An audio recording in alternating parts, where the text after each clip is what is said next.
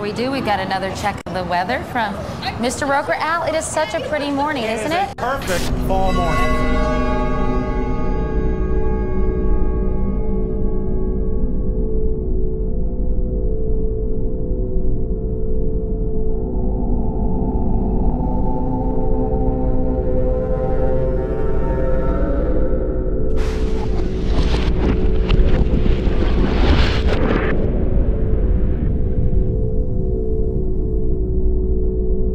This is an NBC News special report.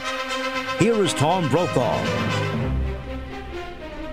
September 11th, the year 2001, a day unlike any other in the long course of American history, a terrorist act of war against this country.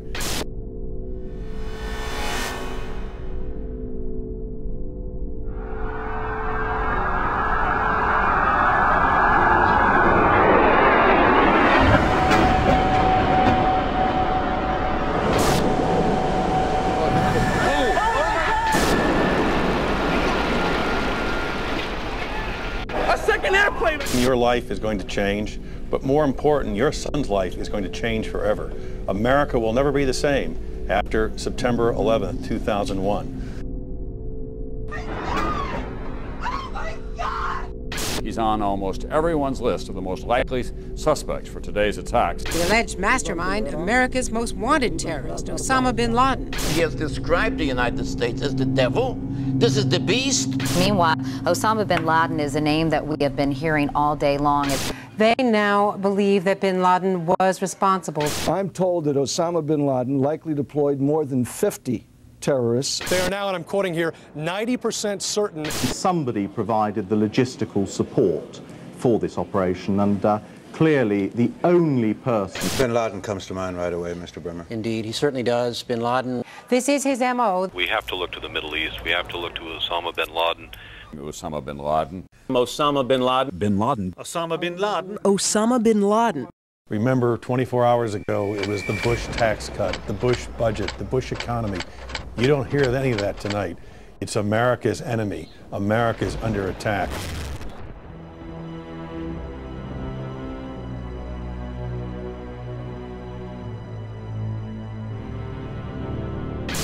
Within hours of the attacks on the Trade Center, there seemed to be one suspect, billionaire terrorist Osama bin Laden and his band of ragtag extremists Al-Qaeda were to blame. They successfully struck the #1 military power in the world in an unprecedented fashion. America would never be the same. The Patriot Acts, Homeland Security, domestic wiretapping and surveillance, the loss of civil liberties, all in order to fight terror and protect us here at home. Is Osama bin Laden really responsible for the attacks of September 11th? If so, why can't we apprehend him? Did you know the FBI does not list 9/11 as one of bin Laden's crimes? Why not? According to Rex Toome, Chief of Investigative Publicity for the FBI, it is because there is no hard evidence linking bin Laden to the attacks. If that is the case, how could the 9/11 Commission conclude it was the work of 19 radical Muslims from the Middle East, under the direction of Khalid Sheikh Mohammed and Osama bin Laden? Bin Laden has been universally blamed for 9/11, but if one takes a closer look at the available evidence, it points to a much darker power. 7 years later, what evidence has been gathered? Let's begin with the hijackers. Many of them were actually trained within U.S. military bases. On September 15, 2001, Newsweek reported that U.S. military sources have given information that suggests 5 of the alleged hijackers received training at secure U.S. military installations in the 90s. Saeed al-Ghamdi, Ahmed al-Nami, and Ahmed al-Ghamdi listed their address on driver's licenses and car registrations as the Naval Air Station in Pensacola, Florida. Another indication of how the hijackers were tied to U.S. bases was reported on September 12 by Fox in D.C. They stated, congratulatory phone calls were made from a separate aeronautical school in Florida, which suggests inside help for the hijackers. Now, here at Embry-Riddle School in Daytona Beach, investigators say that they did indeed intercept cell phone calls that originated out of here, calls that were congratulatory after yesterday's attacks, calls the feds say were made by terrorist sympathizers here in Daytona as well as in Broward County. The New York Times would report that the Defense Department said that Atta had gone to the International Officer School at Maxwell Air Force Base in Alabama, Abdul Aziz Al-Amari to the Aerospace Medical School at Brooks Air Force Base in Texas, and Saeed Al-Ghamdi to the Defense Language Institute at the Presidio in Monterey, California. The Vice Chancellor for Student Affairs at the Defense Language Institute, where Al-Ghamdi trained, went public and said, "Bush knew of the impending attacks on America. He did nothing to warn the American people because he needed this war on terrorism. He was quickly disciplined and threatened with court-martial." Even when neighbors called the CIA on hijacker Walid al-Shiari, nothing was done. Now, you might think that some of the neighbors would be shocked to find out that a suspected terrorist lived right down the street from them, but at least one woman we spoke with was not surprised at all. Diane Albritton was so concerned about what was happening inside the home at 502 Orange Street, she called the CIA. Why was she suspicious? The odd coming and going, the different rental cars, the odd-looking people that came and went. At that time, she says, the agency was not interested. How could it be that the CIA wasn't interested in this woman's story? Other government officials would go public as well. J. Michael Springman, a former head of the Visa Department in Jeddah, Saudi Arabia, would blow the whistle that the United States was taking part in covert programs as far back as 1987 to funnel in and protect Islamic terrorists. Well, it began in Jeddah when I was repeatedly told to issue visas to unqualified applicants. This went on for quite some time during most of my tour there. Under the American immigration laws, you need to demonstrate that you're going to the United States for a specific purpose. And typically, in such a situation, you're going to sign a business deal, or you're going to go as a tourist to see the Grand Canyon, or you're going to the United States as a student to study a particular course of study. And these were people that had no job in one instance. He was a Sudanese who was unemployed in Saudi Arabia and a refugee from the Sudan. But he got a visa for national security purposes after it was taken out of my hands by the chief of the consular section. At basis, though, I really think that these were more CIA assets, people that were recruited, like all of the folks I've been issuing visas to a couple of years previously. And these people were tools to be done for a job. Well, the visas issued to the hijackers in Jeddah came about as a result of it being a CIA consulate. It was the 5th largest visa issuing post in the Middle East. It was pretty much a closed system, and they simply brought them through there, knowing that they would be protected by the agency, that people would get their visas, or if they didn't get the visas, they could be made to be given visas. Once I got back to the United States and was out of the Foreign Service, I ran across a couple of people with ties to the American government that told me another story, that the CIA was recruiting fighters for the Afghan war against the then Soviets, and that their asset, Osama bin Laden, was working with them. In the early 1980s, bin Laden worked with operatives from U.S. intelligence, the Pakistani military, and Arab states. They ran a wide-ranging covert network that recruited and financed Muslim fighters to battle the Soviet army. It is now known that Osama bin Laden was a CIA asset under the codename Tim Osman. Bin Laden would use this handle when he would visit the States. The relationship between bin Laden and the CIA was essentially he was one of their assets, one of the people they could turn to for help if they had questions. If they wanted somebody recruited, if they wanted somebody sent somewhere, if they wanted information, if they wanted something done, they went to bin Laden. Bin Laden isn't wanted by the FBI, and he was on a CIA payroll? Is he the brutal Islamic terrorist we have been led to believe, or a mere frontman? My question was, is it not true that the United States government paid $300 million to the bin Laden family for the construction of the military camps? At that point, then the person who was testifying had no choice but to admit, yes, that the money had gone to the bin Laden family for the construction of those military training facilities in Afghanistan. However, he added that none of that money went to bin Laden himself. Of course, it was a joke.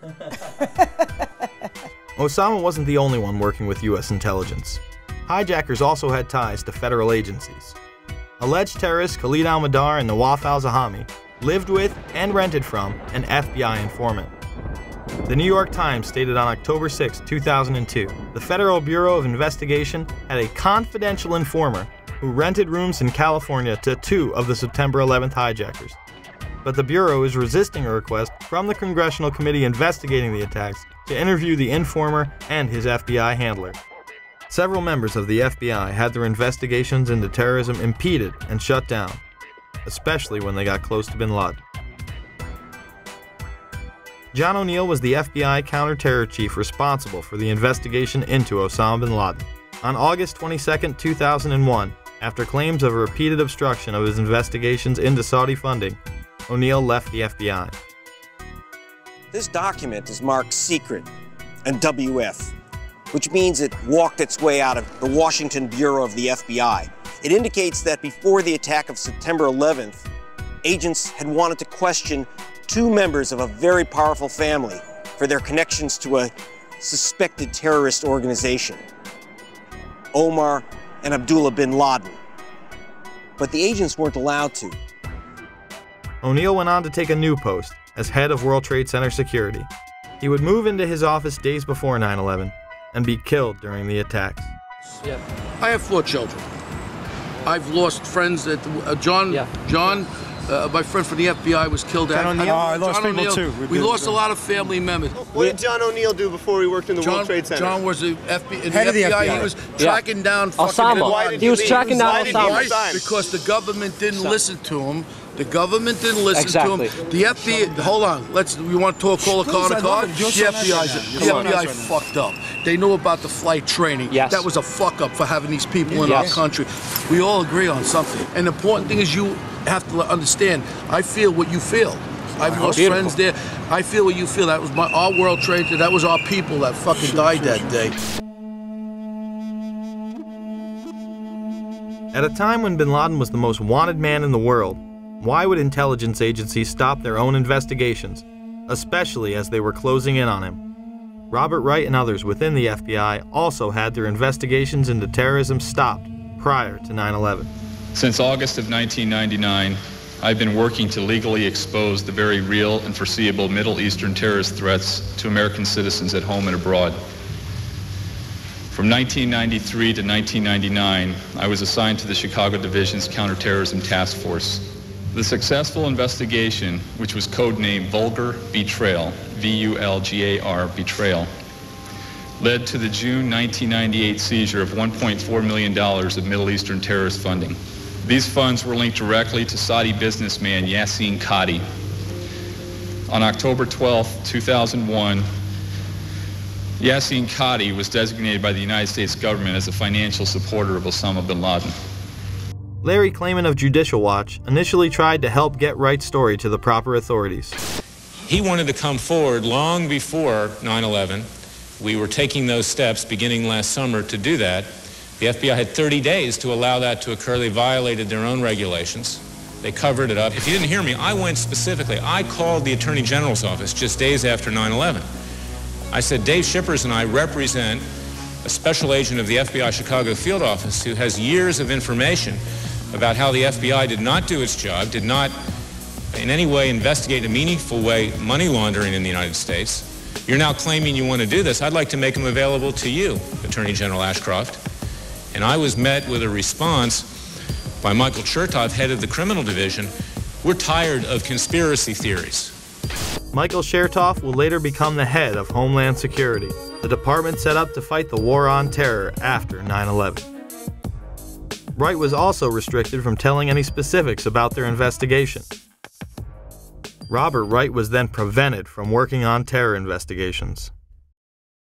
So what happened to Wright? He was demoted in and around the time period leading up to 9/11. He's working on innocuous, meaningless things. That's what he's doing. Yes. he's a paper pusher, is because these monies were going through some very powerful U.S. banks with some very powerful interests in the United States. These banks knew or had reason to know that these monies were laundered by terrorists, and there are very significant potential conflicts of interest in both the Clinton and Bush administration, and in particular this Bush administration, who is as tight with Saudi Arabia as you can get. The president's father used to stay with the bin Laden family when he would go to Saudi Arabia. Former President Bush spent the night in D.C. at the White House on September 10th. We've also learned at NBC that there was a President Bush in the White House during the morning of these events. His father, former President Bush, was actually at the White House the morning of the attack. The next day, elite financiers of the Carlyle Group would meet.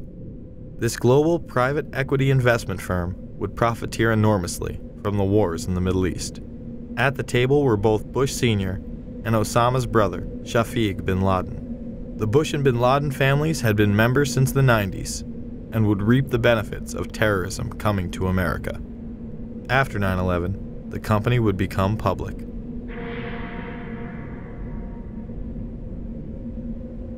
All I do agree with you is on one thing. Fucking Bush and Clinton with their relationship with Saudi fucking Arabia. Yes. I agree with you. They're kissing their asses like that. That's bullshit. Because they're sucked up and that family that took off, that's a fucking crime. The family Mr. Deedle is referring to is, of course, the bin Ladens. While all domestic flights were grounded, suspects closest to the supposed mastermind behind 9/11 were allowed to leave on chartered flights. Let's show you some video that was taken exclusively by News Channel 2 8 days after 9/11. That man there is Osama bin Laden's younger brother, Khalil, who had been here vacationing with other family members there on an estate that they owned in West Orange County.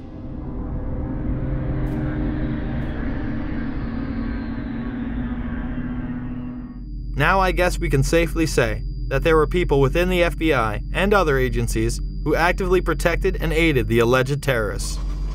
With all the resources available to U.S. intelligence, you would think that someone within would have detected something. Well, one did. The black operation program Able Danger identified the hijackers prior to 9/11, but the FBI wasn't interested. Lieutenant Colonel Anthony Schaefer, an intelligence officer inside Able Danger, tried to blow the whistle several times. Was the commission that investigated the 9/11 attacks told that lead hijacker Mohammed Atta had been identified and as al-Qaeda operative more than a year before terrorists struck? I'm told confidently by the person who did move the material over that the 9/11 commission received 2 briefcase-size containers of documents. I can tell you for a fact that would not be 1/20th of the information that Able Danger consisted of during the time we spent. Schaefer would also meet with Philip Zelikow, the executive director of the 9/11 Commission. What did Schaefer tell Zelikow? And I'm quoting how I remember saying it. We found, as part of the data run, we found 2 of the 3 cells which conducted the 9/11 attacks to include Atta. Schaefer says his unit linked Atta to al-Qaeda leaders, but would not provide any specifics. As to what he did with the information he had, we attempted to, first off, use it operationally. The lawyer said you can't do that. They're considered U.S. persons. Therefore, at that point in time, we made the determination as a team that we should move this information to the FBI. But he says beginning in September 2000, 3 meetings he set up with the FBI were each canceled by military lawyers. Despite all of this, the 9/11 Commission would deny it any significance and not include it in the report. Leaving a project targeting al-Qaeda as a global threat a year before we're attacked by al-Qaeda is equivalent to having an investigation of Pearl Harbor and leaving somehow out the Japanese. Schaefer and his team tried to stop the hijackers prior to 9/11, but were blocked. Later, the military would begin a smear campaign against them in order to discredit their findings. A Pennsylvania congressman says there's a smear campaign going on inside the Pentagon, and he wants the defense chief to get to the bottom of it. Republican Congressman Kurt Weldon says Pentagon officials are trying to ruin one of their own who's gone public about a top-secret military intel unit. Lieutenant Colonel Tony Schaefer, who was the first member of Able Danger to go public, has now been told in writing by the Defense Intelligence Agency that he can't speak to members of Congress or their staff without prior approval. And now a security clearance which allowed him to deal with classified classified information has been pulled. The congressman says Schaefer has been gagged, punished for speaking up. It's obvious to me this is a clear attempt to silence this guy, but now even more than to silence him, to ruin him as a person and a military officer. I've talked to all the Able Danger players, and they all agree this is a witch hunt against Tony. It's wrong, it's un-American, it's unacceptable. Pentagon reportedly does not want the public to hear next week's Senate testimony about the former secret intelligence unit known as Able Danger. Two congressional sources have told Fox News that the military's pressuring senators to move the hearings behind closed doors. When the Able Danger hearings were held, Schaefer and others were gagged. Eventually, Schaefer would be able to speak at a whistleblower's hearing. Many of us take seriously our oath of office to support and defend the Constitution against all enemies, foreign and domestic. Let me be upfront here. I am no Boy Scout. I was not hired as an intelligence officer because I hung out at the Christian Science reading room. My job is to get information using tried and true intelligence methodologies. According to my legal counsel, until I disclosed the Able Danger information, I was a rock star. It was my work as a chief of DIA's Special Mission Task Force back in 1998 that I became involved with Able Danger. My officers and I were working at the cutting edge of technology and DoD black operations. Most of all of my operations and operational records remain classified. With all this evidence, why did the 9/11 Commission and Pentagon suppress valuable information about the hijackers' activities leading up to the attacks?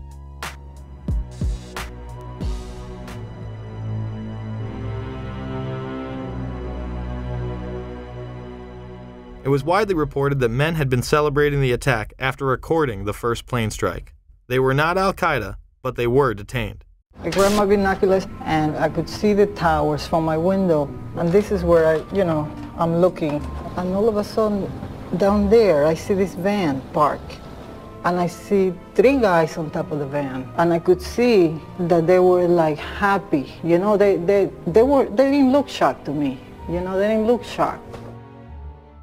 There was a group of Israelis, some of whom later were revealed as Mossad assets, who were arrested after cheering and high-fiving and videotaping the crash of the airplanes into the World Trade Towers. Several other men were detained after a van full of explosives was stopped outside of Manhattan. Earlier, we had heard that an FBI spokesperson said that there was a report on the George Washington Bridge, which is another facility which you folks are responsible for policing, a report that there had been a van stopped there that had explosives. Asked this week about another sprawling investigation and the detention of 60 Israelis since September 11th, the Bush administration treated the questions like hot potatoes. I would just refer you to the Department of Justice with it. I'm not familiar with the report. I'm aware that some Israeli citizens have been detained. With respect to why they are being detained and the other aspects of your question, whether it's because they are in intelligence services or what they were doing, I will defer to the Department of Justice and the FBI to answer that. On March 6, 2002, a draft report from the DEA said it may well be an organized intelligence gathering activity. Despite all of this, all the Israelis were let go without any espionage charges being filed. Fox News anchors Britt Hume and Carl Cameron would do a 4-part investigation into these allegations in December of 2001 and yield stunning results. It has been more than 16 years since a civilian working for the Navy was charged with passing secrets to Israel. Jonathan Pollard pled guilty to conspiracy to commit espionage and is serving a life sentence. At first, Israeli leaders claimed Pollard was part of a rogue operation, but later took responsibility for his work. Now, Fox News has learned some U.S. investigators believe that there are Israelis again very much engaged in spying in and on the U.S. Since September 11th, more than 60 Israelis have been arrested or detained, either under the new Patriot anti-terrorism law or for immigration violations. A handful of active Israeli military were among those detained, according to investigators, who say some of the detainees also failed polygraph questions when asked about alleged surveillance activities against and in the United States. Investigators suspect that the Israelis may have gathered intelligence about the attacks in advance and not shared it. A highly placed investigator said there are, quote, tie-ins, but when asked for details, he flatly refused to describe them, saying, quote, Evidence linking these Israelis to 911 is classified. I cannot tell you about evidence that has been gathered. It's classified information. Now, when the FBI investigated, it quickly unraveled to be the largest foreign spy ring ever uncovered inside the United States, the largest. Even the Soviet Union had not been spying on the United States as much as Israel has been doing. So the FBI started to round up these spies. They started to arrest them very quietly, and they were about halfway through this process of rounding up this spy ring when 9/11 happened. Numerous classified documents obtained by Fox News indicate that even prior to September 11th, as many as 140 other Israelis had been detained or arrested in a secretive and sprawling investigation into suspected espionage by Israelis in the United States. Investigators from numerous government agencies are part of a working group that's been compiling evidence since the mid-90s. These documents detail hundreds of incidents in cities and towns across the country that investigators say, quote, may well be an organized intelligence gathering activity. The first part of the investigation focuses on Israelis who say they are art students from the University of Jerusalem and Bezalel Academy. Documents say they, quote, targeted and penetrated military bases, the DEA, FBI, and dozens of other government facilities, and even secret offices and unlisted private homes of law enforcement and intelligence personnel. The majority of those questioned, quote, stated they served in military intelligence, electronic surveillance intercept, and/or explosive ordnance units. Why would Israelis spy in and on the U.S.? A General Accounting Office investigation referred to Israel as Country A and said, quote, according to a U.S. intelligence agency, the government of Country A conducts the most aggressive espionage operation against the U.S. of any U.S. ally. The document concludes, quote, Israel possesses the resources and technical capability to achieve its collection objectives. What about this question of advanced knowledge of what was going to happen on 9/11? How clear are investigators that some Israeli agents may have known something? Well, it's very explosive information, obviously, and there's a great deal of evidence that they say they have collected, none of it necessarily conclusive. It's more when they put it all together. A bigger question, they say, is how could they not have known? Almost a direct quote, Britt. It is now apparent that this intelligence ring was inside the U.S., had prior knowledge of 9/11, and had a classified role in 9/11, which officials refused to discuss. It was also able to penetrate U.S. intelligence agencies and secret offices, yet all were released. The men who were detained due to the report they were taping the first plane crash and then celebrating and joking about it actually went on television and admitted it was their job to record the attack.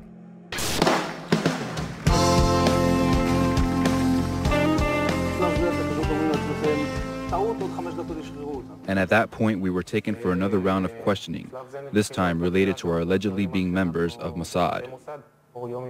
The fact of the matter is, we are coming from a country that experiences terror daily. Our purpose was to document the event. How could they have known about the attack? And who sent them to document it? The evidence points to a large intelligence network inside the United States that had teams on the ground, such as the ones recording the attack, and electronic surveillance teams gathering information. Another team who was involved that day detonated explosives on the ground.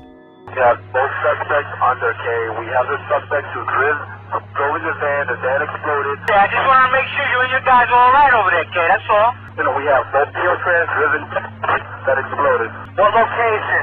King Street between 6 and 7. Shooting is on the scene on King 6 and 7. What unit are you? How would these teams obtain their information?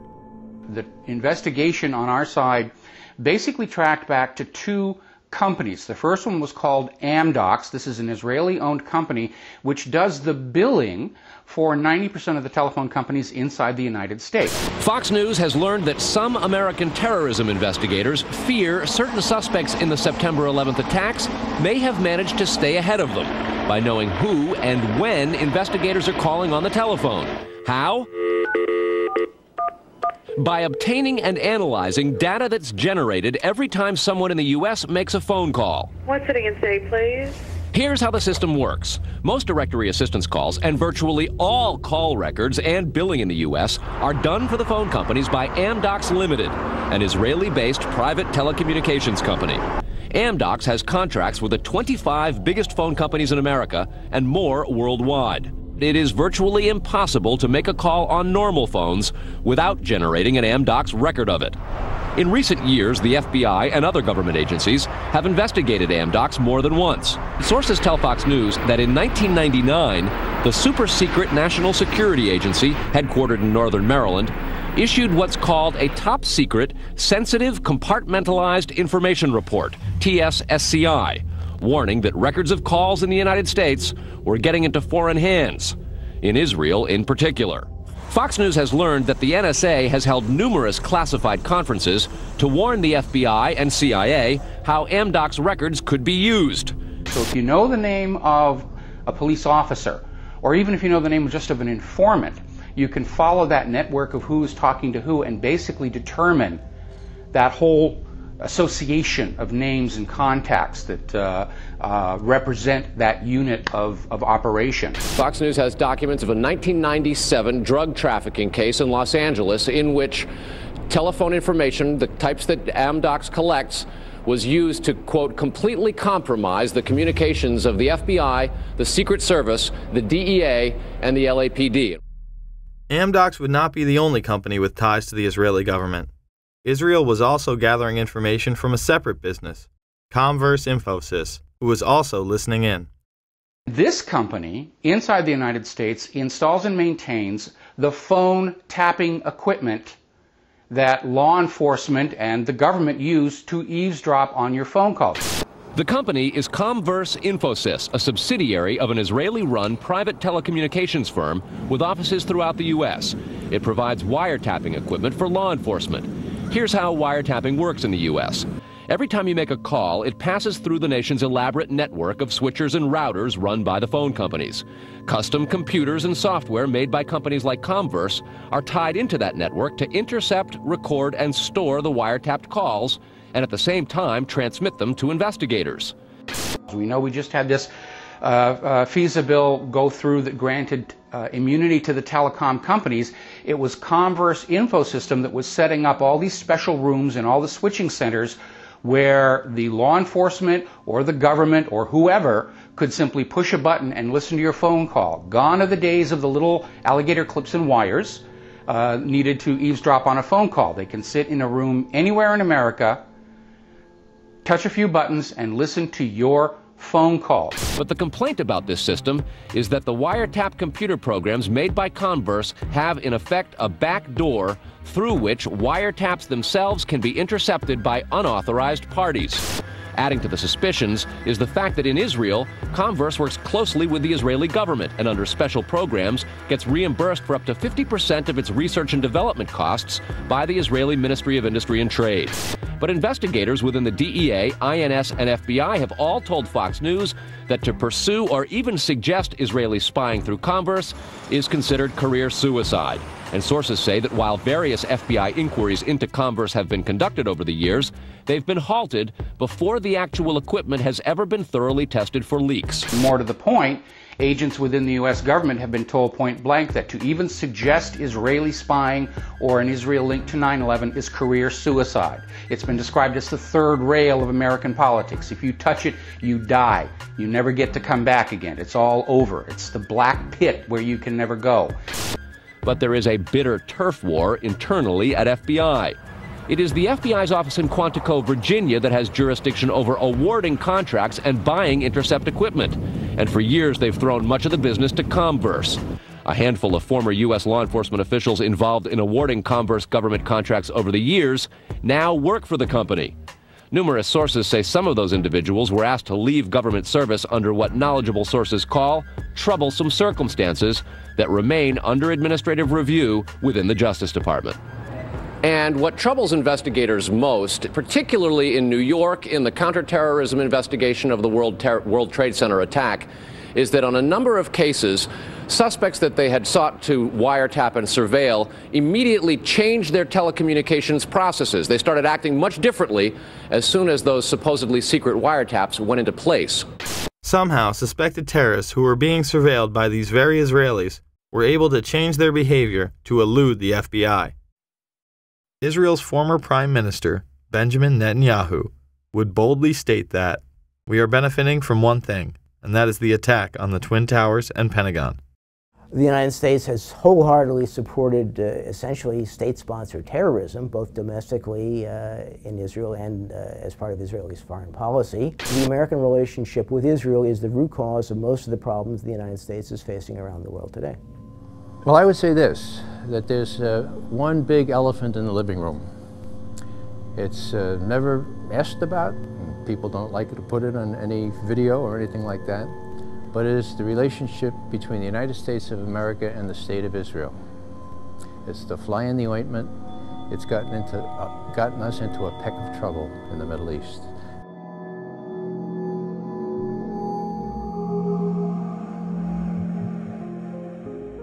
Confirmation of these allegations against Israel would finally come in January of 2008, when the Times Online would tell FBI whistleblower Sibel Edmonds' story.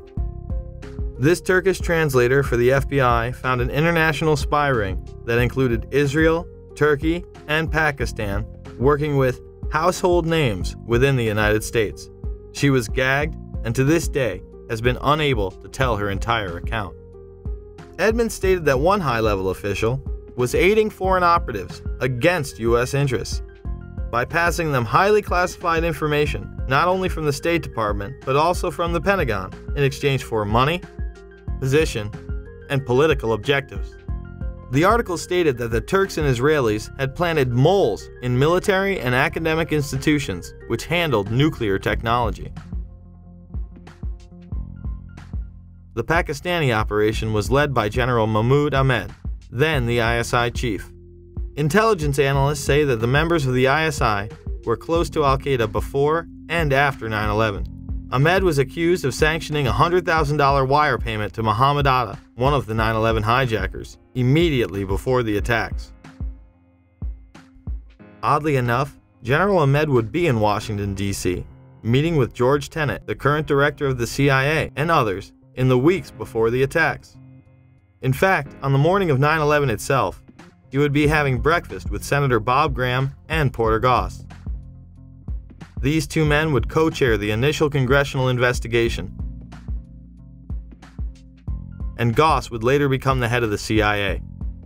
I was trying to make the point that Ahmed didn't hide the fact, when we met with him in Pakistan and when he was in Washington, that he was close to the Taliban, that was his job, to be close to the Taliban. Graham would go on PBS and have this to say. I was surprised at the evidence that there were foreign governments involved in facilitating the activities of at least some of the terrorists in the United States. I am stunned that we have not done a better job of pursuing that to determine if other terrorists received similar support, and even more important, if the infrastructure of a foreign government assisting terrorists still exists. Most of that information is classified, I think overly classified. I believe the American people should know the extent of the challenge that we face in terms of foreign government involvement. In that report, 27 pages would be completely redacted. And do you think that will ever become public? Which countries are talking about? It'll become public at some point when it's turned over to the archives, but that's 20 or 30 years from now. We need to have this information now. Are you suggesting that you are convinced that there was a state sponsor behind 9/11? I think there is very compelling evidence that at least some of the terrorists were assisted, not just in financing, although that was part of it, by a sovereign foreign government. The day after the attacks, it was apparent that some people within the government were aware of the Pakistani funding of al-Qaeda. Secretary Powell, one country you didn't mention was Pakistan, and I understand that your deputy has spoken with the ambassador to Pakistan. Deputy Secretary Armitage did meet with Pakistani officials today. It would be useful to point out to the Pakistani leadership at every level how helpful they might be if we find a basis to act upon that information. Senator Joe Biden, who had also met with the head of the Pakistani ISI, would have harsh words on the Senate floor. And the word should go out to those who pretend that they wish to be our friends, that they're going to have to make some very difficult choices. Pakistan in particular is going to have to make a very difficult choice very soon. Words will not be sufficient. Actions will be demanded. When Biden was confronted, he confirmed his meeting with Ahmed, saying Pakistani intelligence was indeed funding the Taliban. Sir, one question. In the days following 9/11, you met with the head of Pakistani ISI, General Muhammad Ahmed. It has since come to light that he ordered Saeed Sheikh to wire $100,000 to Muhammad Atta. Why was he allowed to go back to Pakistan, and why wasn't he questioned, and why were you meeting with him? I met with him to deliver a message that if he didn't stop supporting the Taliban, we would take him out. Why did we let him go? We let him fly freely. We never investigated him. We never even looked into him. Look, there's a thing called diplomatic passports. We did not arrest Khrushchev when he came. But he financed the hijackers, and you let him go, and he's free. He hijacked the hijackers. No one knew he financed the hijackers. It's wired. As they say, get a life. He would later state that the information was indeed classified. How did you know the ISI was helping the Taliban, sir? How did you know they're helping them out? It is classified? Pakistan was set up as the silent funding arm of the hijackers. They were used as a launching base for the occupation of Afghanistan.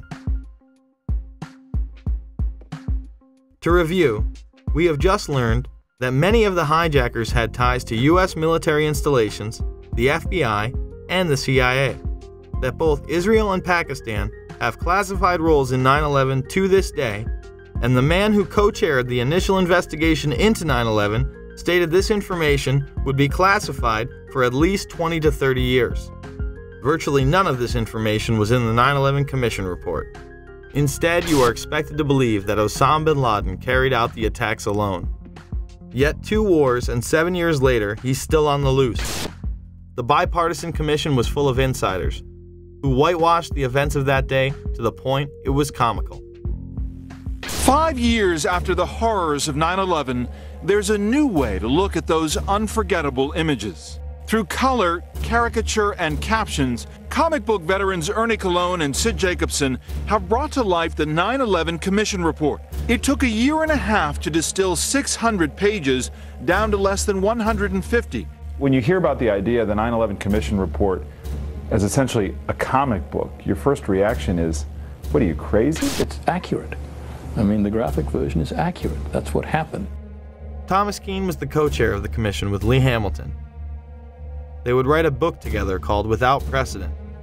In it, he would claim that NORAD and the Pentagon did not tell the truth, and that indictments were considered. If the report itself wasn't accurate, how could the comic book be?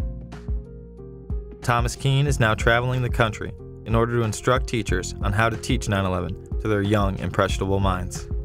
The 9/11 Commission was such a cover-up that Max Cleland, an appointed member, went off on Wolf Blitzer. A deal announced yesterday between the White House and the commission investigating the September 11th attacks is proving to be rather controversial.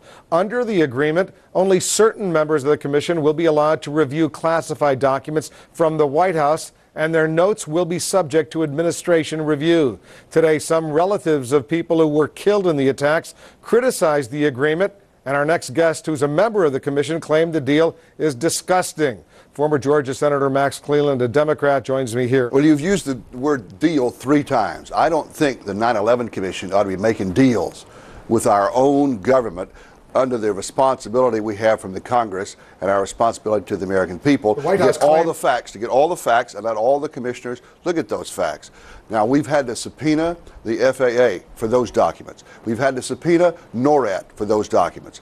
I'm in favor of subpoenaing the White House for the documents we need so that all the commissioners can get to see all the documents that we need. That's the only way we can face the American people and the families and say we have done a thorough investigation independently of the White House and the entire executive branch.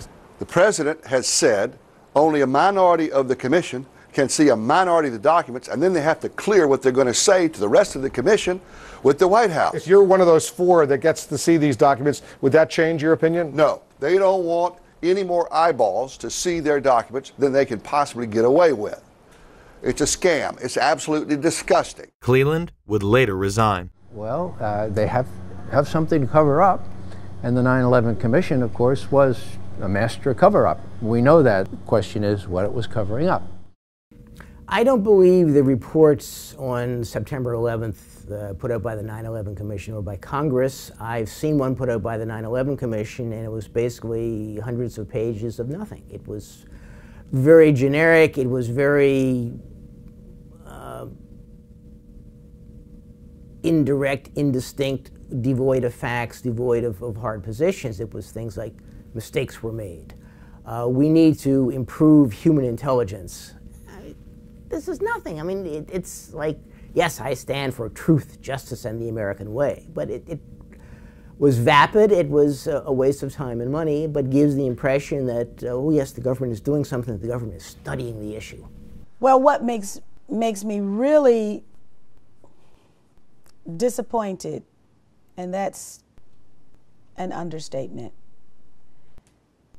is that Congress's role is oversight.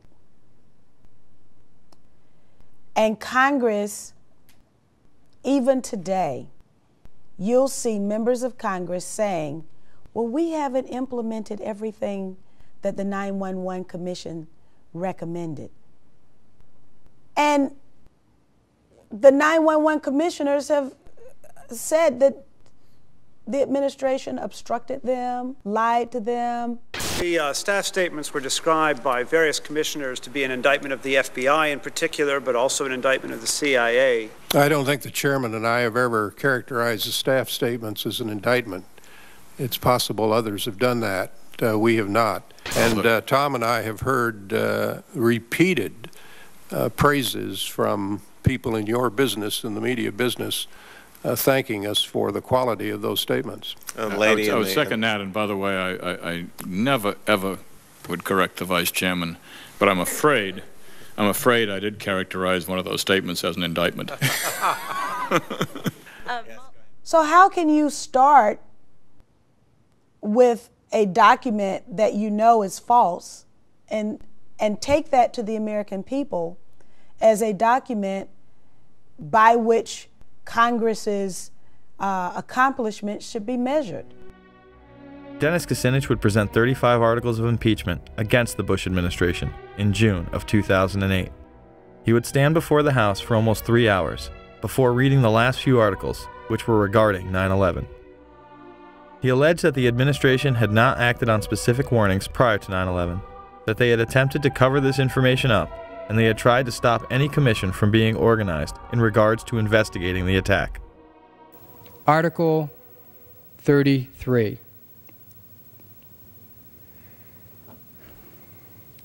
Repeatedly ignored and failed to respond to high-level intelligence warnings of planned terrorist attacks in the United States prior to 9/11.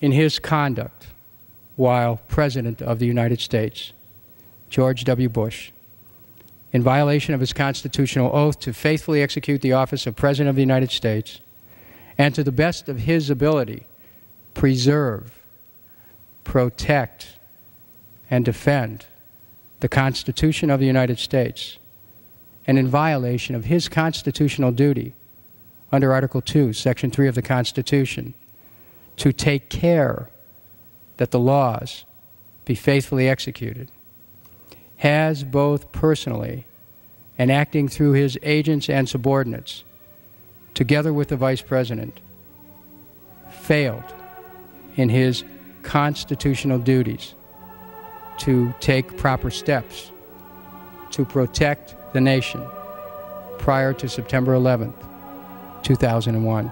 So the congressional report was redacted, and the 9/11 Commission is a cover-up. Yet our supposed leaders continue to propagate fear of the boogeyman and his disciples. I do believe that Al-Qaeda has now made it part of their global effort to destroy everything we stand for and we believe in. I'm running for President of the United States because I believe the greatest challenge of the 21st century is that of radical Islamic extremism. I believe it's there. I believe it's all over the world. I believe it's a fight, a struggle between good and evil, everything we value and believe in, versus everything that is evil that wants to destroy everything America stands for and leads. And I believe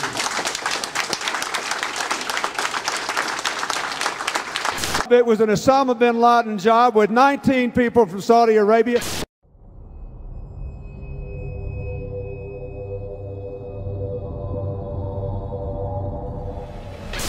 Even bin Laden himself warned us 3 weeks earlier. Osama bin Laden warned 3 weeks ago that he would attack American interest in an unprecedented attack, a very big one. There was a report, you'll recall, that the Mossad, the Israeli intelligence agency, did indeed send representatives to the U.S. to warn, just before 9/11, that a major terrorist attack was imminent. Prior to 9/11, it was widely reported that hijacked planes could be used as weapons. By Youssef's group and bin Laden's group to undertake a suicide mission. Murad narrated to us about a plan by the Ramsey cell in the continental U.S. to hijack a commercial plane and ram it to the CIA headquarters in Langley, Virginia, and also the Pentagon. And they found more evidence, pointing to other targets, evidence the Philippine government says it passed on to the U.S. The targets they listed were CIA headquarters, Pentagon, Transamerica, Sears, and the World Trade Center. President Bush even received the Phoenix memo, stating bin Laden was determined to strike in the U.S. in August, right before the attacks.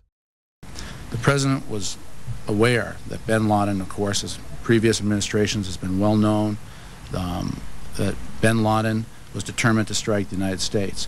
In fact, the label on the president's, the PDB, was bin Laden determined to strike the United States. On August 6, 2001, President Bush was presented a President's Daily Brief article titled, "Bin Laden Determined to Strike in U.S." The lead sentence of that President's Daily Brief indicated that bin Laden and his followers wanted to follow the example of World Trade Center bomber Ramzi Youssef and bring the fighting to America. The article cited a more sensational threat, reporting that bin Laden wanted to hijack a U.S. aircraft. The President's Daily Brief item included information from the FBI indicating patterns of suspicious activity in this country, consistent with preparations for hijackings. The president broke his silence today about the revelations earlier this week that he had been briefed before September 11th about a possible al-Qaeda hijacking plot. The comments took place in the White House South Lawn setting where the press could not ask questions. While he was honoring the Air Force football team, his comments diverted to what has become topic A in Washington. You know what's interesting about Washington? It's a town, unfortunately, it's the kind of place where second guessing has become second nature. What I want to say to my Democratic friends in the Congress is that they need to be very cautious not to seek political advantage by making incendiary suggestions, as were made by some today, that the White House had advance information that would have prevented the tragic attacks of 9/11. Clark confirms that in June, July, and August 2001, the Central Intelligence Agency warned the president in daily briefings of unprecedented indications that a major al-Qaeda attack was going to happen against the United States. It was so well known that the United States had done several drills with this exact scenario prior to 9/11. We're going to take a closer look tonight at another example of where, despite the conventional wisdom, there were people in the United States who actually were preparing to defend against the kind of attacks which occurred here on 9/11. The North American Aerospace Defense Command, NORAD for short, has been defending the skies over the U.S. and Canada for almost 50 years, 46 to be precise. USA Today reports that in the 2 years before the attacks on September the 11th, NORAD conducted exercises using hijacked airliners as weapons. And one target was the World Trade Center. Here's ABC's Brian Ross. President Bush has said again and again that no one could have imagined what Osama bin Laden ordered for September 11th. We knew he hated us, but there was nobody in our government, at least, and I don't think the prior government, that could envision flying airplanes into buildings on such a massive scale. But that turns out not to be true. U.S. military planners did envision and practice those very scenarios. As reported by USA Today, the North American Aerospace Defense Command, NORAD, conducted exercises with fighter jets, simulating hijacked planes flown into the World Trade Center in the 2 years before the attacks. Pentagon planners also envisioned the attack on the Pentagon 5 months before it happened. One of these drills was run on June 1st and 2nd of 2001. Amalgam Virgo was an exercise where multiple attack scenarios would be occurring simultaneously, including attacks from cruise missiles, unmanned aerial vehicles, and hijacked aircraft. The scenario also envisioned a hijacker taking control of a commercial aircraft and slamming it into the nation's capital. The exercises would constantly be monitored by military satellites and planes. Osama bin Laden was the poster boy for this plot, appearing on the cover. Isn't it a fact, sir, that prior to September 11, 2001, NORAD had already in the works plans to simulate in an exercise a simultaneous hijacking of 2 planes in the United States? Colonel Scott, do you have any data on that? I'm not aware of that, sir. I was not present at the time. That was Operation Amalgam Virgo. Yes, sir. So what did happen on 9/11? The truth is, there was a lot more going on that day than we are being told. There were several war games and exercises being run simultaneously involving multiple government agencies. John Fulton and a team from the CIA would be conducting a drill at 8:45 a.m. out of the National Reconnaissance Office in Chantilly, Virginia, in which a plane is crashed into a building. Other drills would literally cripple our defensive and investigative abilities on that morning. But this very interesting information, Katie, Matt, and Tom, from the FBI, they have been operating a massive exercise from their hostage rescue unit. All of their top teams, about 50 personnel, helicopters, equipment, were in Monterey, California for the last 2 days, scheduled to fly back today commercially. So all of those people are out of place. It's fair to say, according to sources that we've talked to here at NBC, that the FBI rescue operations and other FBI operations are really in chaos right now because they can't reach their officials in New York. All of their phone lines are down, and now you've got all of their special experts on this stuck in Monterey, California, trying to get a military flight back because there are no longer commercial flights. So they are seriously out of pocket, and there is a real breakdown of the FBI anti-terror coordination team, which is, of course, the principal team that would lead any effort. I actually found myself in Montana with 50 state emergency managers, the director of FEMA, his top staff at the National Emergency Management Association conference. Number of emergency managers from New York State, from Pennsylvania, from Virginia, Maryland, the district, most in New England, made the flight on a C-130 last night. It was one of the only flights across the country, a military aircraft. Northern Vigilance would redirect fighter jets out of the northeastern sector to patrol Canada and Alaska. Vigilant Guardian and Vigilant Warrior were exercises involving hijacked aircraft that would go in and out of radar. These would appear real to those involved. We fought many phantoms that day. We got many aircraft calls inbound that morning that turned out to be phantoms. During that time frame, we had multiple aircraft called hijacked all over the country. These exercises would not cease until after United 93 was brought down and the attacks were over. Open line. Surveillance, Sergeant Richmond. Sergeant Richmond, Sergeant Light from Cheyenne Mountain Test Control. How are you? I'm doing fine. Okay, I need you to terminate all exercise inputs coming to Cheyenne Mountain at this time. Copy. And stay on loop until I verify that the connectivity is disconnected on the exercise side only. Okay, no, do not do any more inputs on the exercise side and stand by. I got Cheyenne Mountain on the line. Terminating all exercise inputs. So, Grover, in case you didn't know, that exercise. Oh, yeah. In fact, more hijackings were thought to be taking place. On the radar scope, And it's not just a video game. It's actually people's lives that you're trying to keep from running into each other. Other planes were thought to have been hijacked and almost shot down. An aircraft inbound to Whitehorse from Alaskan airspace was a hijacked aircraft, and that the military flight crews were aware of this, and they were en route to intercept the aircraft. Some of these war games and their details remain classified to this day. So is it any wonder that Donald Rumsfeld gave these warnings to military personnel the day after the attacks? Finally, I'd like to say a word or two to the men and women in the defense establishment, most of whom deal with classified information.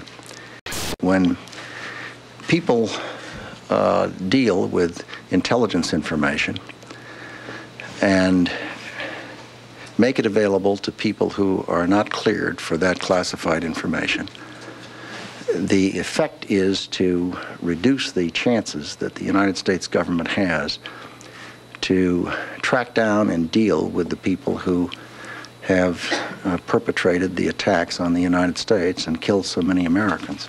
Later in the day, weapons are found planted on several other planes. A U.S. official says of the hijackings, these look like inside jobs. Sources tell Time that U.S. officials are investigating whether the hijackers had accomplices deep inside the airport's secure areas. And then there's the story of Flight 23.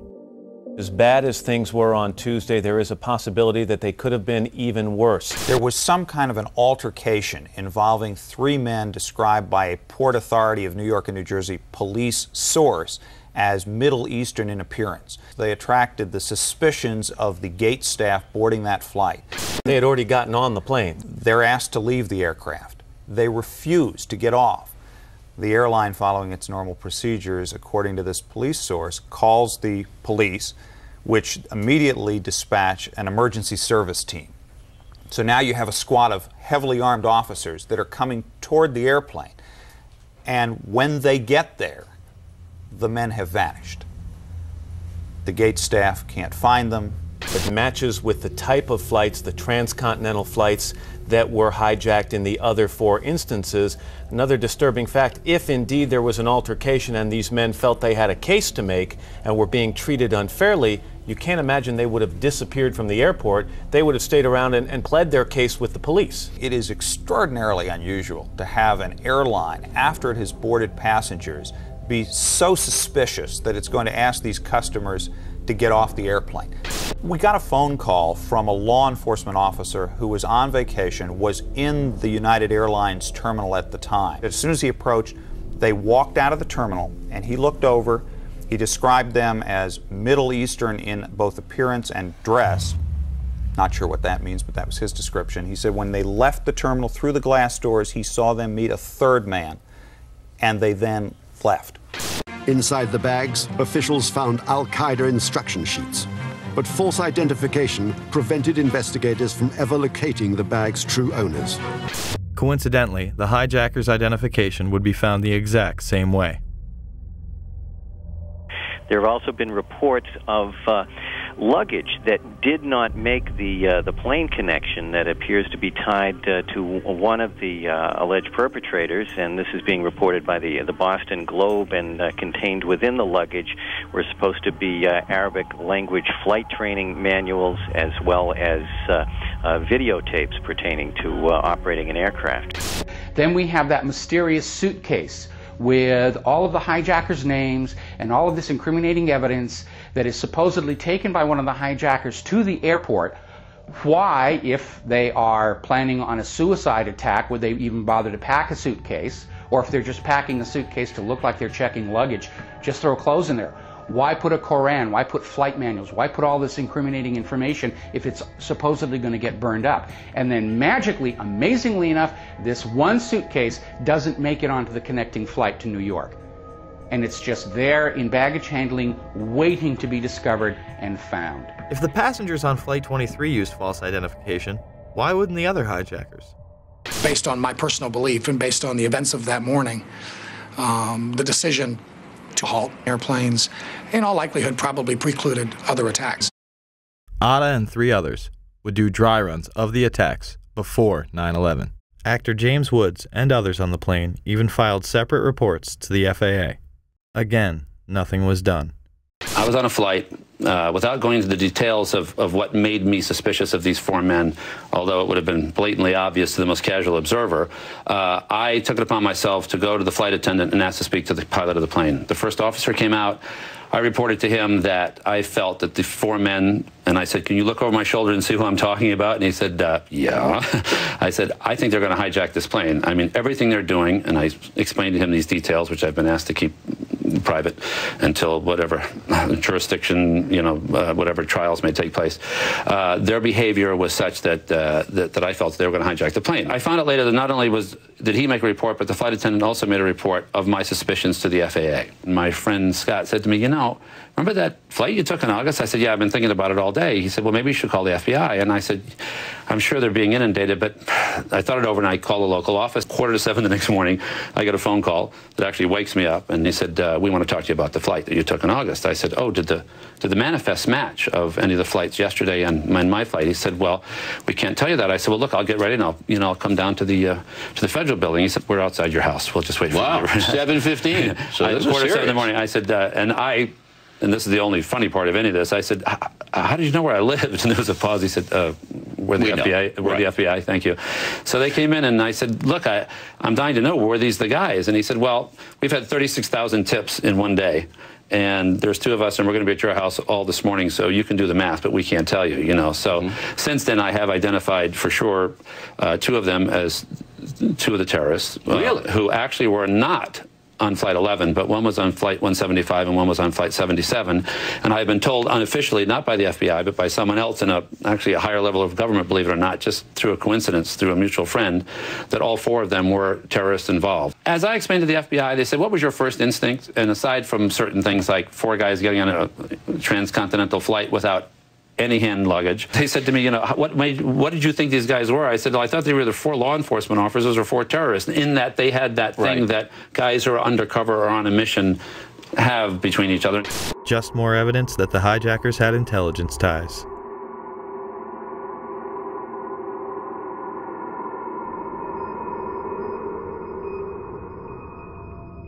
There were almost certainly other targets. Maryland's governor on the morning of 9/11 stated that his police department had received threats prior to the attacks, not only against the targets that had been hit, but others. That came in today? Pardon? You mentioned threats on Maryland facilities. Are these threats that came in today? Yes. The head of our state police, Dave Mitchell, received a list of 11 sites across the country that were targets. Supposedly this list had been distributed prior to the explosions. Several of those sites were ones that were under attack. Another target on that morning was Air Force One. Although it is never discussed, the perpetrators of the attack somehow got top-secret codes that morning. Brian, what is the credible evidence that Air Force One could have been a target? These planes were some distance from Air Force One after all. The excuse was that, quote, we do not discuss, we do not discuss intelligence information. Air Force One has been said to be a target in the past during President Clinton's trip to Bosnia during his first term, where they stopped in Aviano and switched out into 3 transport planes. Similarly, they were escorted by fighter jets, as they have in the past, while it is not routine. The White House insisting that the evidence was, and thus the zigzag flight path from Florida to Louisiana. The Air Force is insisting that the evidence is provable and credible that the aircraft and the White House were targets. Ari Fleischer, the White House press secretary, would be pressed on this issue. Florida. If you have a threat to Air Force One, it seems as though you're raising an additional threat that perhaps we don't know about. I'm sorry? Raising an additional threat? Involving one of those planes, one of those 4 planes, Ari, is that where the credible threat, or can you say, are we talking about something totally different? You're asking me, in essence, what the source of information is. And I think the American people... How have we accounted for those 4 planes and what their targets were? Is there, which by deduction, you would assume there is something else that we're talking about targeting Air Force One. There Can was. you make that assumption? I'm not going to lead you any further as to speculating about what was the nature of the threat to Air Force One. But as I indicated, and I'll say it again, it was real, it was credible. Planes that we have accounted for. I'm just not going to speculate about the nature of it. On September 20th, 2001, WorldNet Daily would report much more regarding the threat. The terrorist message threatening Air Force One was transmitted in that day's top-secret White House code words. As the clock ticked away, the Secret Service reached a frightening conclusion. The terrorists had obtained the White House code and a whole set of top-secret signals. This made it possible for a hostile force to pinpoint the exact position of Air Force One, its destination, and its classified procedures. In fact, the hijackers were picking up and deciphering the presidential plane's incoming and outgoing transmissions.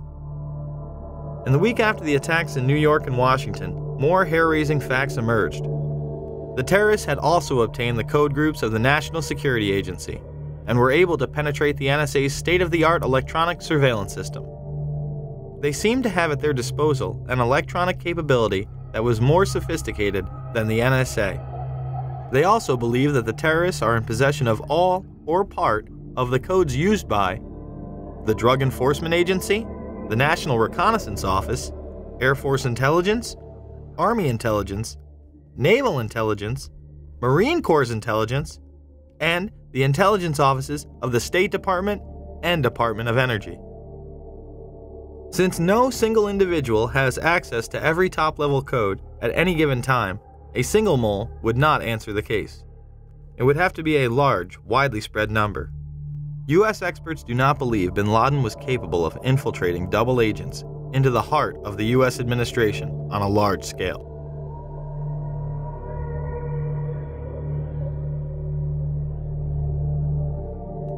It shouldn't come as a surprise that Global Guardian, a mass Armageddon drill, was in full swing. The drill would pose all sorts of threats, and even mobilize command centers known as doomsday planes that house top military personnel. Although originally scheduled for late October, it was moved up unexpectedly. One of these doomsday planes was on the scene of the Pentagon strike.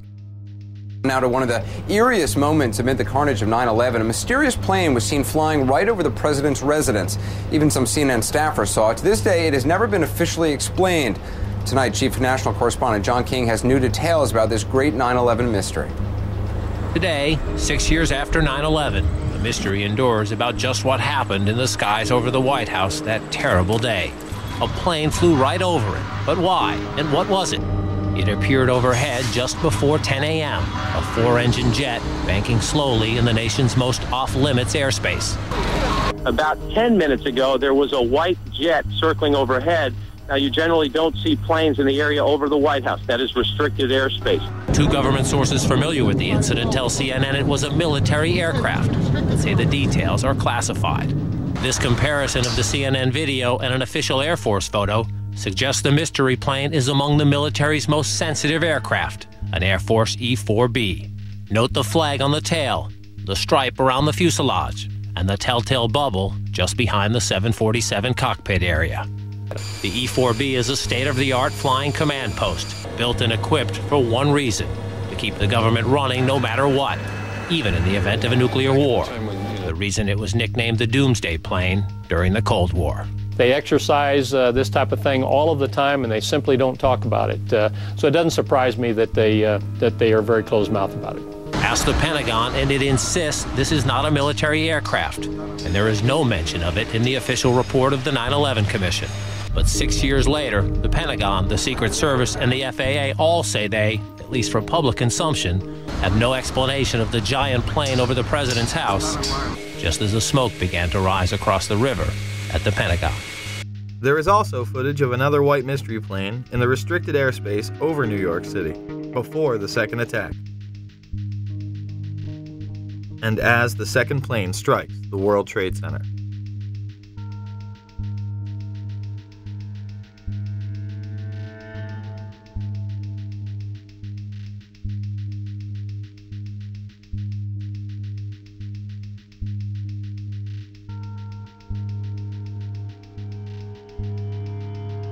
There were 5 E-4Bs in the air on 9/11. They are part of the continuity of government plans in case of an emergency. This program was launched in the early 80s, headed by none other than George Herbert Walker Bush. Was being made to consolidate continuity of government programs across several major departments of the government under one office, which turned out later to be called the National Program Office. As I understood it, this office fell under the jurisdiction of the Office of the Vice President. Then Vice President George Bush was the first in charge. On 9/11, this program was put into effect. This next one happens a lot these days. It seems like a story that is both reassuring and scary at the same time. This morning we learned that the Vice President wasn't the only one sent to an undisclosed location on September 11th, that an entire backup government was and is still there and may be there for as long as anyone now at least can imagine. Traveling in Iowa, the president for the first time discussed a secret ongoing operation designed to keep the federal government running if Washington is paralyzed by a terrorist strike. I still take the threats that we receive from al-Qaeda killers and terrorists very seriously. The operation was first reported by the Washington Post and confirmed to CNN by several administration officials. The shadow or bunker government involves roughly 100 senior staffers from every cabinet department and major government agency. Operates primarily out of 2 secret bunkers in the eastern United States, and is charged with running the executive branch if communication with Washington is severed. The secret plan took shape in the minutes and hours after the September 11th strikes, as Mr. Bush took a cautious route back to Washington. And now, nearly 6 months later, administration officials are scrambling to get more telephone lines and high-tech computers into these secret bunkers. And at least one member of the Bush cabinet is being kept out of Washington at all times, under heavy security, just in case this so-called shadow government is activated and needs a leader. Despite it being on television and in numerous papers, most people continue to deny that a shadow government even exists. Now, what if I told you that Dick Cheney was the reported head of this group on the day of 9/11? President Bush cracked jokes about it at a prime rib dinner. The Vice President has been moving among secret locations to provide continuity of government. A year ago, Dick was running the country, Bush said. Today, he lives out of a little suitcase. Cheney has been part of the succession program since its inception. To reduce the possibility of decapitation, the National Program Office was directed to create a new program to assure the continuity of government. It was known as the Presidential Successor Support System, or PS-Cubed. Dick Cheney, Edwin Meese, Tip O'Neill, and Dick Thornburgh all have been in the line of succession by virtue of their offices, but our sources say the NPO gave them additional responsibilities under the new system. Cheney would arrive at the emergency center before the Pentagon was attacked. Shortly after 9:30 a.m., the president's national security team is in the Situation Room, a secure communications center in the basement of the West Wing. Vice President Dick Cheney is there, along with National Security Advisor Condoleezza Rice. I arrived at the PIOC at about 9:20 a.m. I was made aware of it during the time that the airplane coming in to the Pentagon. There was a young man who would come in and say to the Vice President, the plane is 50 miles out, the plane is 30 miles out. And when it got down to the plane is 10 miles out, the young man also said to the Vice President, do the orders still stand? And the Vice President turned and whipped his neck around and said, of course the orders still stand. Have you heard anything to the contrary? The flight that came into the Pentagon. Yeah. When you arrived at 9:20, how much longer was it before you overheard the conversation between the young man and the Vice President saying, does the order still stand? It's probably about 5 or 6 minutes. So about 9:25 or 9:26. The 9/11 Commission would cover this up by saying Cheney did not arrive in the Emergency Operating Center until more than 15 minutes after the Pentagon strike. Many of the same people involved in the shadow government benefited the most from the war on terror.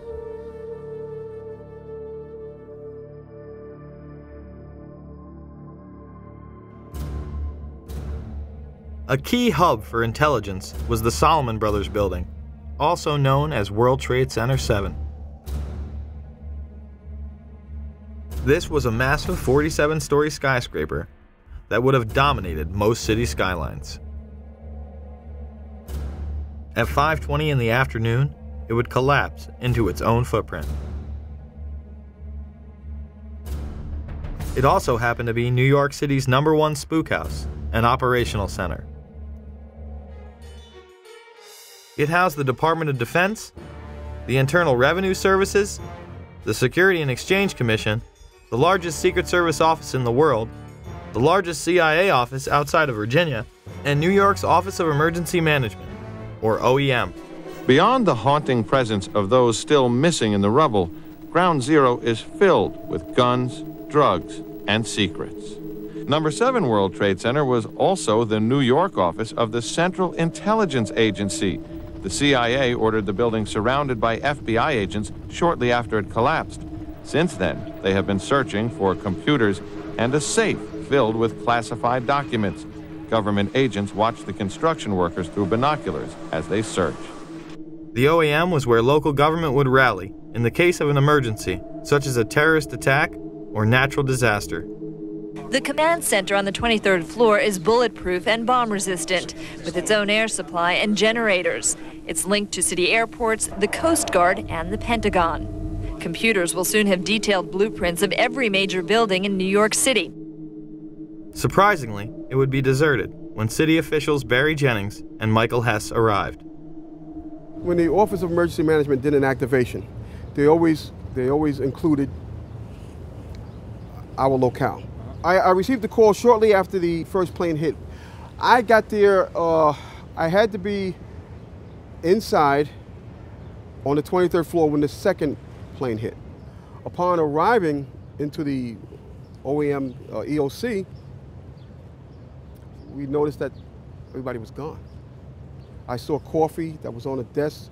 Still, the smoke was still coming off the coffee. I saw half-eaten sandwiches. And only me, Mr. Hess, was up there.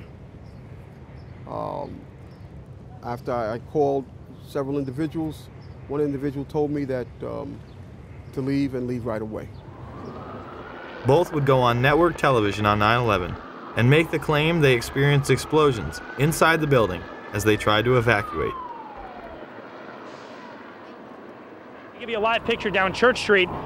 Fire crews now walking back toward the scene. We have seen them all morning trying to walk away, because what happens is every time a little piece of the building comes down, a huge black cloud comes at us, making it almost impossible to breathe or see anything in front of them. But now, at least for the past couple of minutes, it has been clear from this space back on Chambers in that area. So now they're walking back toward the World Trade Center. And as we keep letting you hear the personal stories, the survivor stories of exactly what happened inside the World Trade Center when that first plane went in, and of course the collapses since then, we're going to bring more of those to you now. Barry Jennings, you were on the 8th floor. You work for the City Housing Department. Explain to me the moment of impact. Well, me and Mr. Hess, the Corporation Counsel, were on the 23rd floor. I told him we got to get out of here. We started walking down the stairs. We made it to the 8th floor. Big explosion. Blew us back into the 8th floor. And I turned to Hess. I said, this is it. We're dead. We're not going to make it out of here. I took a fire extinguisher and I bust the window out. That's when this gentleman here heard my cries for help. This gentleman right here, and he kept saying, stand by, somebody's coming to get you. They couldn't get to us for an hour because they couldn't find us. You thought that was it? I thought we're dead. I thought that was it. We have Frank Uciardo back on the phone with us, Brenda, with some New York City officials. Frank, go ahead. That's right. I'm standing here right now just off Broadway by City Hall with Michael Hess, who is the city's Corporation Counsel. Mr. Hess, you were trapped in, I believe, 7 World Trade Center. Go ahead, sir. Yes, I was. I was up in the Emergency Management Center on the 23rd floor, and when all the power went out in the building, another gentleman and I walked down to the 8th floor where there was an explosion, and we've been trapped on the 8th floor with smoke, thick smoke all around us for about an hour and a half. But the New York Fire Department, as terrific as they are, just came and got us out. When I made it to the 6th floor, and there was an explosion, the explosion was beneath me. Keep in mind now, it's pitch black in there. All the lights went out. So when the explosion happened, it blew us back. I'm thinking I'm standing on the landing. I'm actually holding on to a pole above us. Really? And I had to climb back up because Hess is yelling, "What do we do now?" I said, "There's only one thing we can do, and it's go back up." Both buildings were still standing. Keep in mind, I told you the fire department came and ran. They came twice. Why? Because building Tower 1 fell, then Tower 2 fell. And then when they came back with all concern now, like, to get me the hell out of there. I was trapped in there for several hours. I was trapped in there when both buildings came down. All this time, I'm hearing all types of explosions. All this time, I'm hearing explosions. When they finally got to us, and they took us down to what they called the lobby, because I asked them, I said, when we got down there, I said, "Where are we?" He said, "This was the lobby." And I said, "You gotta be kidding me." It was total ruins. Total ruins. Now keep in mind, when I came in there, the lobby had nice escalators. It was a huge lobby. And for me to see what I saw, it was unbelievable. And the firefighter that took us down kept saying, "Do not look down." And I kept saying why. He said, "Do not look down." And we were stepping over people. And you know you can feel when you're stepping over people. This building would fall into its own footprint at 5:20 in the afternoon at nearly free-fall speed. Almost 7 years later, there has still been no official reason given, but some have given the false impression that damage caused by the collapse of the Twin Towers brought 7 down. Despite the fact that no other surrounding buildings acted in this manner.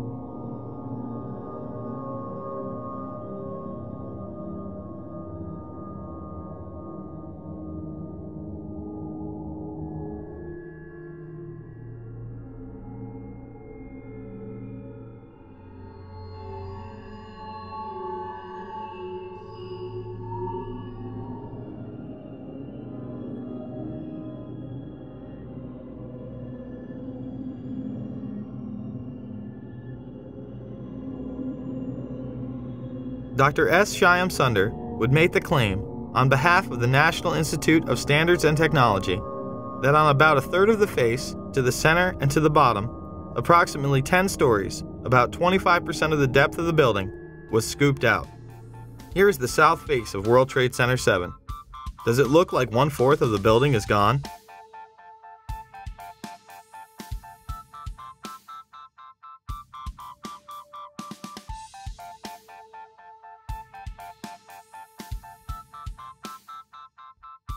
Perhaps we should take a look inside.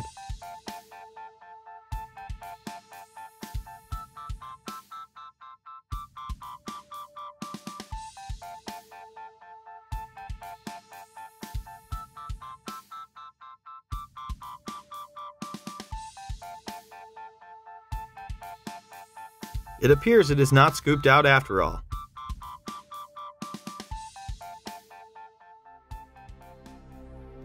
Members of the media were reporting that the building had collapsed due to structural damage and fire, more than 20 minutes prior to it going down. Now, more on the latest building collapse in New York. You might have heard a few moments ago, I was talking about the Salomon Brothers building collapsing, and indeed it has. Apparently that's only a few hundred yards away from where the World Trade Center towers were. And it seems that this was not a result of a new attack.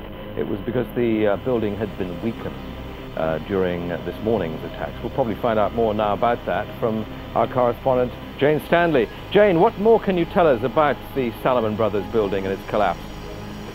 The building can clearly be seen in the background as Jane Stanley reports its demise. Jane, I think many of us, when we heard the news, perhaps on the radio earlier today, were... The feed would be cut before the building collapsed. And just couldn't comprehend it. I mean, it almost sounded too far-fetched. I was wondering what it felt like for you being in Manhattan. Well, unfortunately, I think we've lost the line with Jane Stanley. They called me down. I think it was part of the 9/11 Commission. They asked me the same questions that you guys are asking me. And at that point, they said, "Okay, thank you." They sent me on my way. And yeah, you told them pretty much everything you just told us. Yes. That you were in the building, got rocked by an explosion, yes. All that. Yes. And you know that they didn't mention Building 7 once in the commission report. I told them that's where I was. It was very, to tell you, it was very scary because they looked like very important people. Yeah. They were questioning me about certain things. And I don't know if they like the answers I gave. I could care less. I gave my account of it, the truth, and that was it. That day I'll never forget.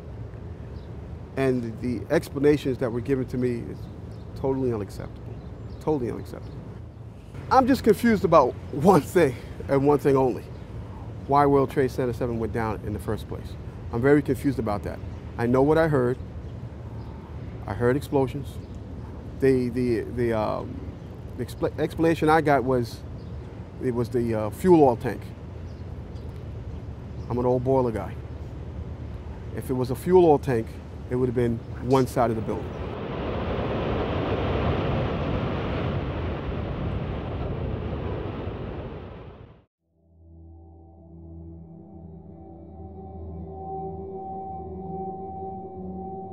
After 9/11, a climate of fear was created in order to shut down any opposition to the Bush administration's new agenda. A week after 9/11, anthrax began appearing in the mail.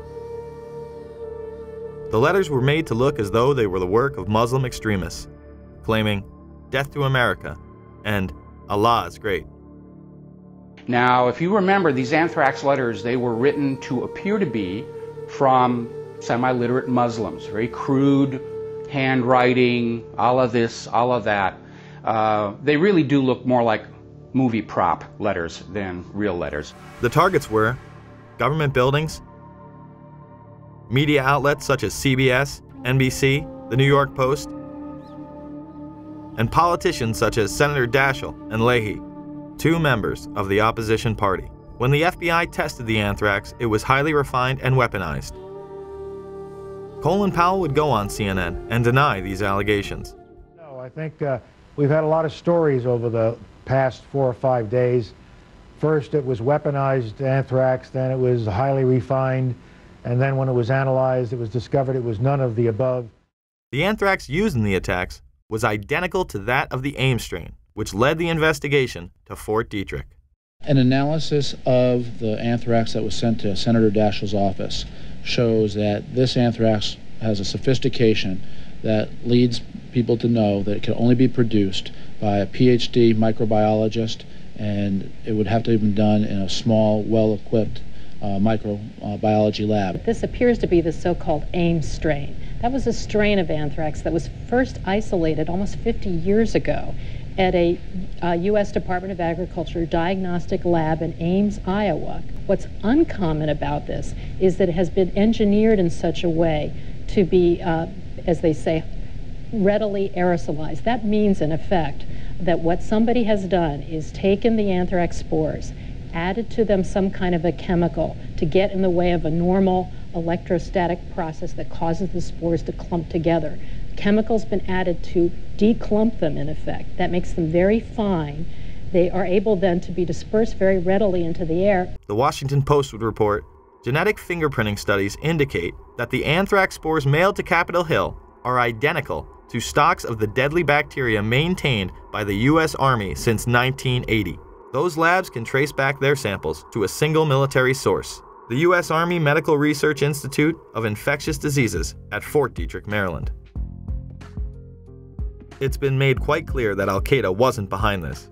It is a specialized biological weapon only produced by our military in one facility. High-level FBI and CIA officials said none of the 60 to 80 daily threat reports from intelligence sources contain evidence linking the anthrax attacks to Osama bin Laden's terrorist network. This did not stop the mainstream press from trying to blame Al-Qaeda. As investigators race to find answers to the recent wave of anthrax terror, we'll look at what investigators are targeting now.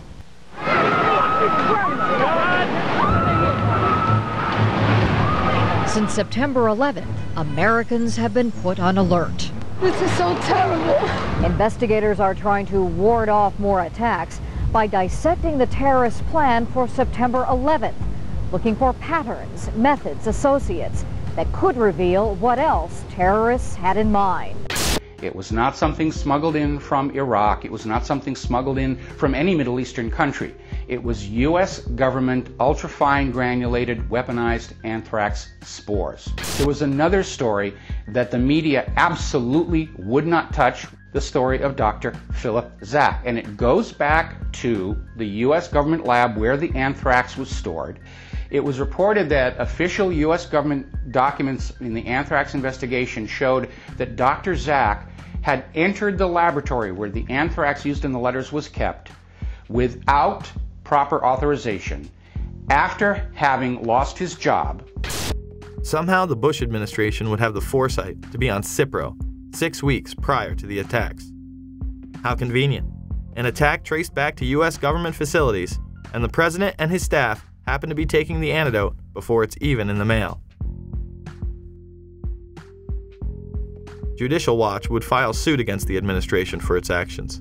Well, this is another good example of how certain people consider themselves to be above the rest of us.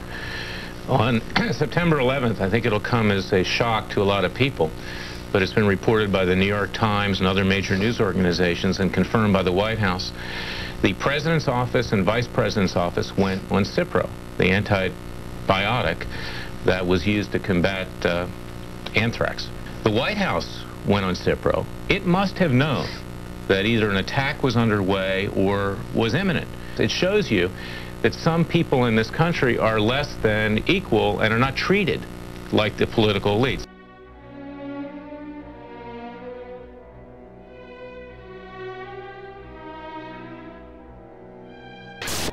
"9/11 was an international intelligence operation that included role players within our own government, as well as in the governments of Pakistan, Saudi Arabia, and Israel.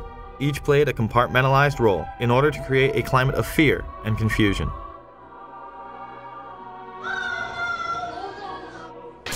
This, combined with the evacuation of government offices, kept any type of dissent off the radar. It was a time when Americans felt they needed to rally around their leaders, and they did. I can hear you!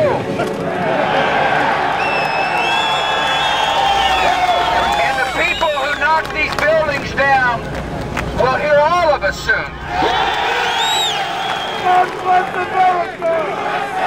USA! USA! USA! The power structure used that unity to pass nightmarish legislation, beginning with the Patriot Act, which was written before 9/11.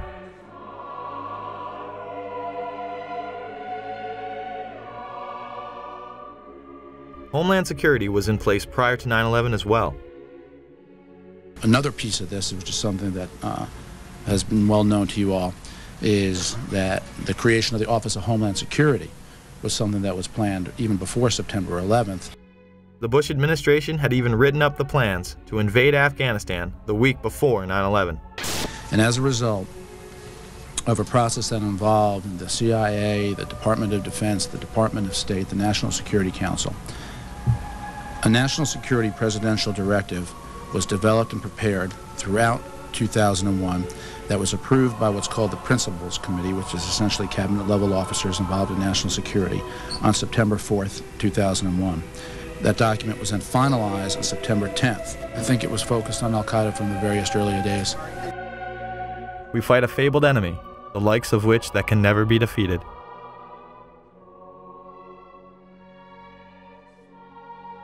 The terrorists attacked us and killed 3,000 of our citizens before we started the freedom agenda in the Middle East.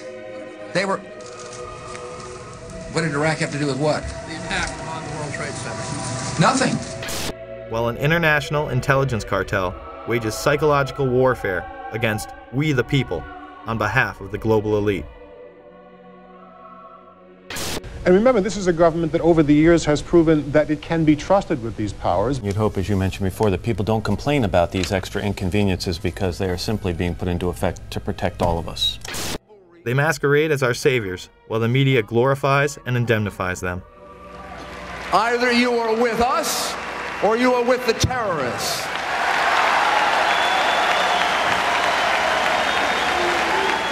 Don't let anyone tell you otherwise. Certainly not a disingenuous filmmaker who would have us believe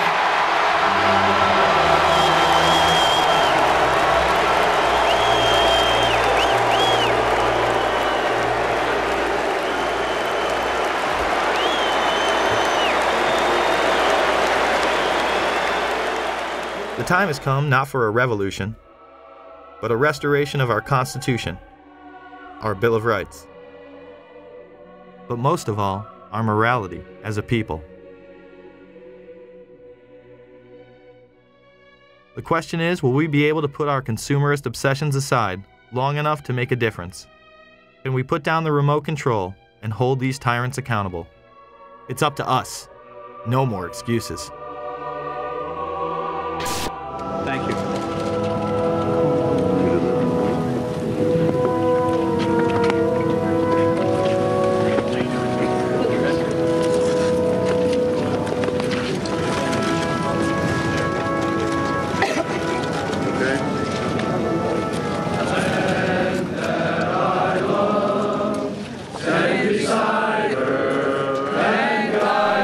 This is wild. Through the night with the light from above, from the mountains, to the prairies, to the ocean. Down. Can't be doing no pictures. Okay, it's NBC News. Don't you understand? It's NBC News. I don't care who it is.